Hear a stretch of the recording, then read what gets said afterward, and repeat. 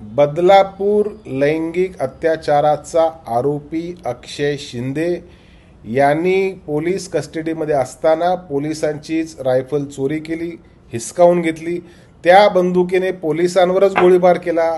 त्याच्या बदल्यामध्ये पोलिसांनी रिटॅलिएटरी फायर म्हणजे समोरून गोळीबार केला आणि अक्षय शिंदे ह्याला ताब्यात घेतलं. हॉस्पिटलमध्ये आहे. कोण म्हणतं मेला, कोण म्हणतं जखमी आहे, माहिती नाही. परंतु माझा प्रश्न फार साधा आहे की पोलिसांच्या कस्टडीमध्ये असलेला आरोपी हा पोलिसांची जी रायफल किंवा पिस्तूल ज्या लंपास करतो, तर तो अधिकारी काय करत होता? ज्या कर्मचाऱ्याचा हत्यार आहे तो कर्मचारी काय करत होता? हा साधा प्रश्न मला असं वाटतं विचारलं पाहिजे. पोलिसाची जी एक प्रतिमा होती, सदरक्षण आहे, खल निग्रहण आहे, हा जे घोषवाक्य पोलिसांचं आहे, त्या घोषवाक्यानुसार पोलीस कर्मी काम करताना दिसत नाही. सत्तेच्या मागे जाणारे पोलीस त्या ठिकाणी आता झालेले आहेत. पोलिसांची प्रतिमा सामान्य माणसांच्या मनामध्ये दूषित झालेली आहे.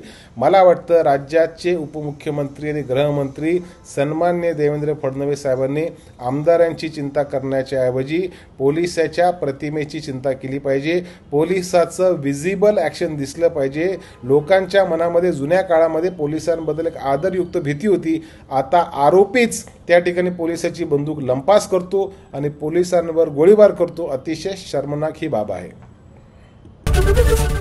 एबीपी माझा, उघडा डोळे बघा नीट.